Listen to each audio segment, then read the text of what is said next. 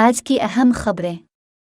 YG entertainment के साथ मिलकर NFT जगह बनाने की कोशिश करता है।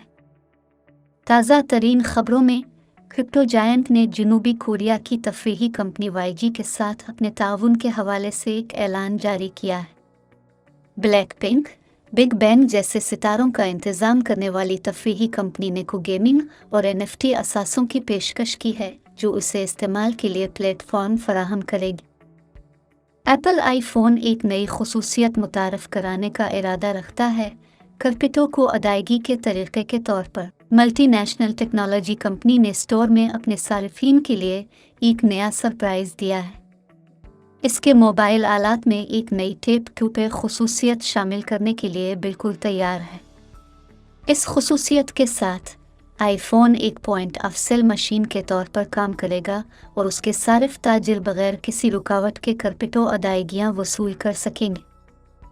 अमेरिकी वफाकी हुक्काम ने 2016 से पहले के हैक से $3.6 बिलियन मालियत के बिटकॉइन्स बरामद किए। मंगल को ताज़ा तरीन अक़दाम में अमेरिकी हुक्काम ने एक शादीशुदा दूल्हे को 2016 के हैक से बिटकॉइन्स की लॉन्ड्रिंग के इल्ज़ाम में गिरफ्तार किया। गुज़िश्ता बरसों में इस जूड़े की तरफ से कल 25,000 BTC पहले ही मुंतकिल किए जा चुके हैं, जबकि 94,000 BTC उनके कब्ज़े में रहे।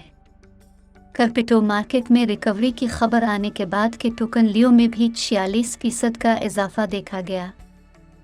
शिबा इनु ने शिबा लैंड्स का ऐलान किया, लैश 40% तक बुलंद। मेमकवाई शिबा इनु अपने आने वाले मीटावर्स में शिबा लैंड्स को वर्चुअल प्लॉट पेश करने का इरादा रखती है। ऐलान के 24 घंटों के दौरान लीश टोकन्स में 40% का इजाफा देखा गया। वर्चुअल प्लॉट एक कतार पर मबनी निज़ाम में फ़रोख्त नीलाम किए जाएंगे, जहां लीश टोकन रखने वाले अराकीन अपने पास मौजूद टोकन की तादाद के मुताबिक हिस्सा ले सकेंगे।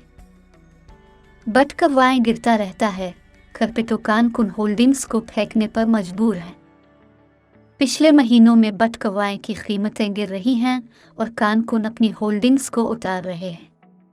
यहाँ तक कि गुज़िश्ता महीनों में सिक्के की कीमत 55,000 से कम होकर 35,000 तक पहुँच गई थी, लेकिन कानकुन अभी भी जमा हो रहे थे। इस हफ्ते के आखिर में 2022 की सबसे ज़्यादा फ़रोख्त देखने में आई, जिसके अदाद शुमार से ज़ाहिर होता है कि कानकुनों ने तकरीबन $147 मिलियन मालियत के बिटकॉइन्स फ़रोख्त किए। ताहम यूरोपी तजारती औकात के दौरान बिटकॉइन की कीमतें $44,200 तक बहाल हुईं। अल्फा रोमियो ने गाड़ी के डेटा को ज़ख़ीरा करने के लिए NFT को इस्तेमाल करने की तजवीज़ पेश की।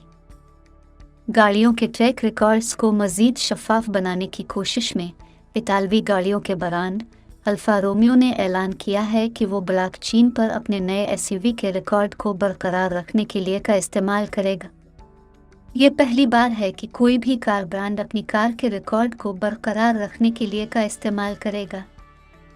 क्रिप्टो के हामी यूरोपीय यूनियन की तरफ से कानकनी पर पाबंदी के खिलाफ एहतजाज कर रहे हैं। जैसा कि यूरोपीय यूनियन स्वीडन में तवानाई का बहरान बढ़ता जा रहा है, यूरोपीय यूनियन के रेगुलेटर ने क्रिप्टो करेंसी कानकनी के ज़रिए काबिल तजदीद तवानाई के इस्तेमाल के हवाले से अपनी तशवीश का इजहार किया है।